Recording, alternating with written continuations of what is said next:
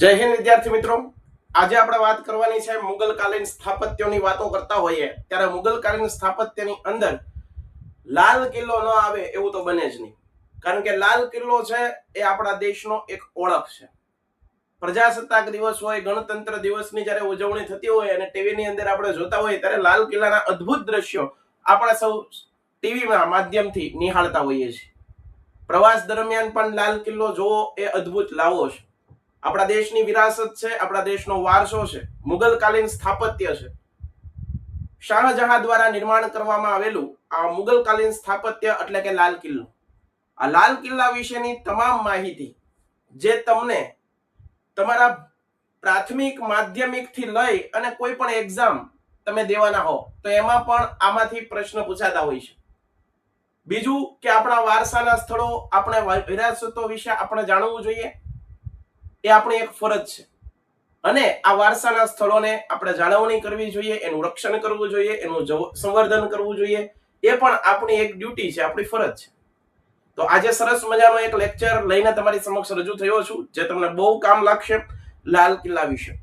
આ લાલ કિલ્લો કોણે બનાવ્યો, ક્યારે બનાવ્યો, ક્યાં આવેલો છે, કઈ પર્વતમાળાને કોતરીને બનાવવામાં આવેલો છે, એના એન્જિનિયર કોણ હતા, આ તમામ પ્રકારની જે માહિતી છે, તમામ પ્રકારના જે તમારા કન્ફ્યુઝન છે, તમને કદાચ કંઈક મૂંઝવણ આવતી હોય તે દરેક મૂંઝવણોનો આજે સમાધાન તમને મળી જવાનું છે. લેક્ચરમાં છેલ્લે સુધી જોડાયેલા રહેજો, તમને ઘણું બધું જાણવા મળવાનું છે. તો આજનો લેક્ચર આપણે સ્ટાર્ટ કરીએ છીએ લાલ કિલ્લાથી. તો લાલ કિલ્લો છે વિદ્યાર્થી મિત્રો, એના વિશે શરૂઆત કરીએ.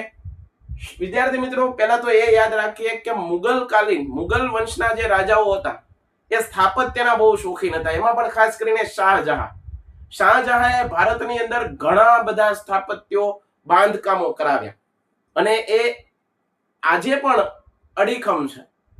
વિશ્વના પર્યટકો આ બધી વસ્તુ જોવા આવે છે. તમે તાજમહેલ લઈ લો, શાહજહાંએ બનાવ્યો. લાલ કિલ્લો લઈ લો, શાહજહાંએ બનાવ્યો. તો એવો જ એકાદ અદ્ભુત લાલ કિલ્લા વિશેનો પરિચય મેળવીએ. વિદ્યાર્થી મિત્રો, ઈસવીસન 1927 ની અંદર, ઈસવીસન 1627 ની અંદર શાહજહાં ગાદી ઉપર આવે છે. ખાસ યાદ રાખજો વિદ્યાર્થી મિત્રો, ઈસવીસન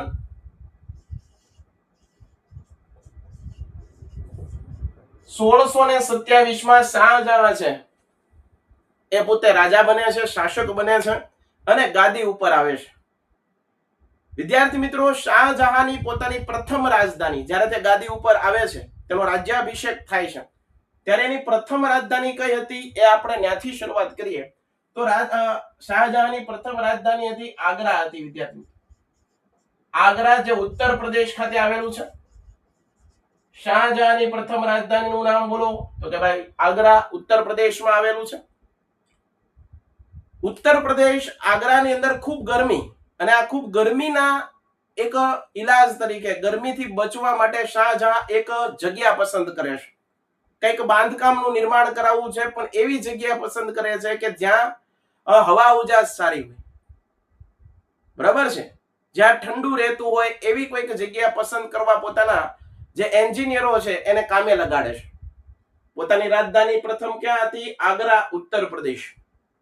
અને પછી શાહજહાં છે એ પોતાના જે એન્જિનિયરો છે, પોતાના આર્કિટેક્ટો છે, એ લોકોને કહે છે કે ભાઈ આપણે એક સરસ મજાનો કિલ્લાનું નિર્માણ કરાવવું છે.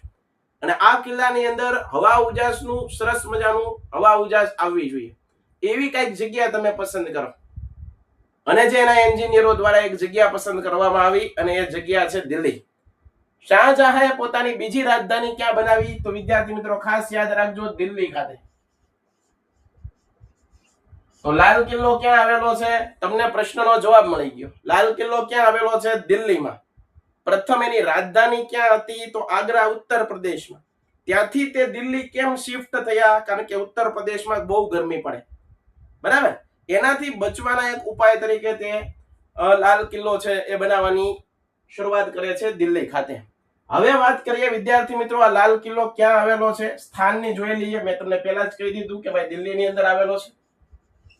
કઈ પર્વતમાળા, એક પર્વતોની આખી જે શૃંખલા છે એને કાપીને આ લાલ કિલ્લો બનાવવામાં આવ્યો છે. રાયસિન્હાની ટેકરી કહેવાય.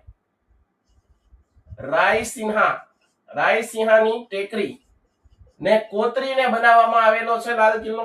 વિદ્યાર્થી મિત્રો ખાસ યાદ રાખજો, તમને એમ પૂછે કે લાલ કિલ્લો કઈ પર્વતમાળાને કોતરીને બનાવવામાં આવેલો છે, તો લાલ કિલ્લો છે એ રાયસિન્હાની ટેકરીને કોતરીને બનાવવામાં આવેલો છે. આ આપણને આવડવું જોઈએ. હવે આ લાલ કિલ્લો છે એનું નિર્માણ કરનાર વંશ કોણ હતો?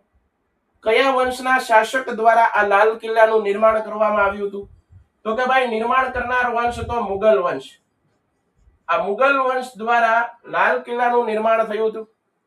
યાદ રાખજો, આ લાલ કિલ્લાનું નિર્માણ ક્યારે શરૂઆત કરવામાં આવી? તો લાલ કિલ્લાનું નિર્માણ વર્ષ કયું? તો ઈસવીસન 1639 થી લઈ અને 1648 સુધીનો સમય.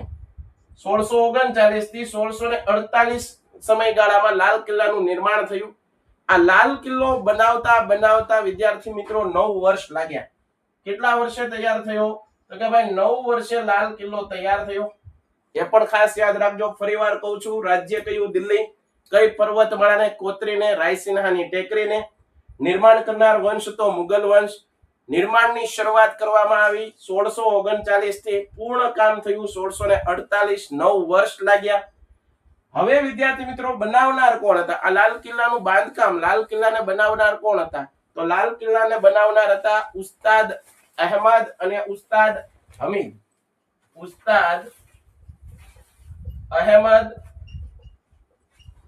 અને ઉસ્તાદ હમીદ દ્વારા આ લાલ કિલ્લાનું નિર્માણ કરવામાં આવ્યું. લાલ કિલ્લાને કોણે બનાવ્યો? તો કે ભાઈ ઉસ્તાદ અહેમદ અને ઉસ્તાદ હમીદ દ્વારા લાલ કિલ્લાનું નિર્માણ કરવામાં આવ્યું. આ લાલ કિલ્લાની સામે, એક્ઝેક્ટ લાલ કિલ્લાની સામે શું છે? તો કે ભાઈ આજનું દિલ્હી, શાહજહાબાદ. શાહજહાબાદ, જેને આપણે દિલ્હી તરીકે ઓળખીએ છીએ. એના પછી લાલ કિલ્લામાં કુલ કેટલા દરવાજા છે? પરીક્ષામાં આવો પણ પ્રશ્ન પૂછાય કે ભાઈ લાલ કિલ્લામાં કુલ દરવાજાની સંખ્યા કેટલી? તો 5 જેટલા દરવાજા આવેલા છે. કેટલા દરવાજા આવેલા છે? 5 દરવાજા છે. એનો જે મુખ્ય દરવાજો, એનો મુખ્ય ગેટ કયો છે? તો લાહોરી દરવાજો. ખાસ યાદ રાખજો, લાહોરી દરવાજો, જ્યાં તમે પ્રજાસત્તાક દિવસની ઉજવણી કરવામાં આવે છે. પ્રજાસત્તાક દિવસની ઉજવણી કરવામાં આવે છે. તો આ પણ આપણને આવડવું જોઈએ. તો વિદ્યાર્થી મિત્રો આપણે લાલ કિલ્લાની જે પ્રાથમિક માહિતી છે એ પ્રાથમિક માહિતી તમામ લઈ લીધી કે ભાઈ ક્યારે શાહજહાં ગાદી ઉપર આવે છે? તો કે ભાઈ 1627 માં. બરાબર. પહેલી રાજધાની હતી ઉત્તર પ્રદેશના આગ્રા ખાતે. ત્યાંથી ગરમીથી બચવા શાહજહાં એક નવું બાંધકામ કરાવે છે દિલ્હી ખાતે અને એનું નામ છે લાલ કિલ્લો. રાયસિન્હાની ટેકરીને કોતરીને બનાવવામાં આવે છે. બરાબર. ઈસવીસન 1639 થી લઈ અને 1648 ના સમય, એટલે કે 9 વર્ષ લાગે છે. આ બાંધકામ કરનાર ઉસ્તાદ અહેમદ અને ઉસ્તાદ હમીદ, જેના દ્વારા આ સરસ મજાના લાલ કિલ્લાનું નિર્માણ કરવામાં આવે છે. લાલ કિલ્લાની સામે, એક્ઝેક્ટ સામે શાહજહાબાદ આવેલું છે. લાલ કિલ્લામાં કુલ દરવાજાની સંખ્યા 5 છે અને મુખ્ય દરવાજો છે એનું નામ છે લાહોરી દરવાજો, જ્યાં પ્રજાસત્તાક દિવસની ઉજવણી થાય છે. આપણો રાષ્ટ્રધ્વજ ફરકાવવામાં આવે છે. ડન થયું? ઓકે. હવે સાહેબ લાલ કિલ્લાની વિશેષતા, સાહેબ એવું તો શું છે લાલ કિલ્લાની અંદર કે આપણે એને ભણવું જોઈએ? આપણને પ્રશ્ન પૂછાતા હોય છે. તો અહીંયા ધ્યાન આપજો વિદ્યાર્થી મિત્રો કે લાલ કિલ્લો છે એ એક અદ્ભુત શાહજહાં દ્વારા બનાવવામાં આવેલો છે. જોરદાર બનાવવામાં આવેલો છે. હવે અહીંયા ધ્યાન આપો, લાલ કિલ્લાનો જે મુખ્ય દરવાજો છે એ મુખ્ય દરવાજો છે એનું નામ મેં તમને પહેલા જ કીધું કે લાલ કિલ્લાનો મુખ્ય દરવાજો છે એનું નામ છે લાહોરી દરવાજો. આ એની મુખ્ય વિશેષતા છે, લાહોરી દરવાજો. આ પણ પરીક્ષામાં પૂછાય કે લાલ કિલ્લાનો મુખ્ય પ્રવેશ દ્વાર છે એ પ્રવેશ દ્વારને કયા નામે ઓળખવામાં આવે છે? તો લાહોરી દરવાજાના નામે ઓળખવામાં આવે છે. બીજો ગેટ છે એનું નામ છે દિલ્હી ગેટ કહેવામાં આવે છે. દિલ્હી ગેટ તરીકે ઓળખવામાં આવે છે. દીવાને આમ એ શું હતું સાહેબ?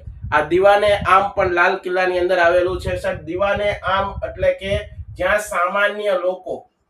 સામાન્ય લોકોના પ્રશ્નો સાંભળવામાં આવતા. સામાન્ય લોકો છે, આવામ છે, આવામ ના પ્રશ્નો, આવામ છે ને, આવામના પ્રશ્નો સાંભળવામાં આવતા સાહેબ. પ્રશ્નો સાંભળવામાં આવતા. દીવાને ખાસ એ શું છે સાહેબ? દીવાને ખાસ એ શાહજહાંના ખાસ મંત્રીઓ અહીંયા આવતા. શાહજહાં ના ખાસ મંત્રીઓ અહીં બેસતા. ખાસ મંત્રીઓ અહીં બેસતા. ખાસ યાદ રાખજો. રંગ મહેલ તો કે ભાઈ રાણીઓનું નિવાસ સ્થાન છે, રાણીઓનું નિવાસ સ્થાન. અહીં મોતી મસ્જિદ પણ આવેલી છે. આ મોતી મસ્જિદ છે વિદ્યાર્થી મિત્રો ઔરંગઝેબ દ્વારા બનાવવામાં આવેલી છે. ખાસ યાદ રાખજો, ઔરંગઝેબ, શાહજહાંનો દીકરો ઔરંગઝેબ દ્વારા બનાવવામાં આવેલી છે. વિશ્વ વારસાના સ્થળમાં ક્યારે આ દિલ્હીના લાલ કિલ્લાને સ્થાન આપવામાં આવ્યું? 2007માં. અહીંયા મીના બજાર આવેલું છે, મુગલ ગાર્ડન આવેલું છે. આજે જે આપણે ચલણી નોટ 500 રૂપિયાની જે નોટ છે એ 500 રૂપિયાની ચલણી નોટમાં દિલ્હીનો લાલ કિલ્લો આપેલો છે ભાઈ.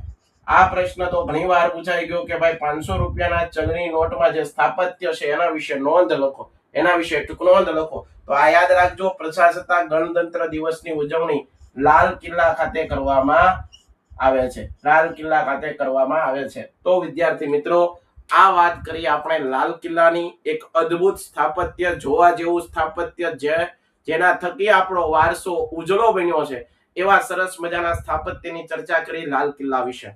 તો વિદ્યાર્થી મિત્રો આ લેક્ચર તમને કેવો લાગ્યો? આ વિડીયો મારફતે તમને ઘણું બધું જાણવા મળ્યું હશે.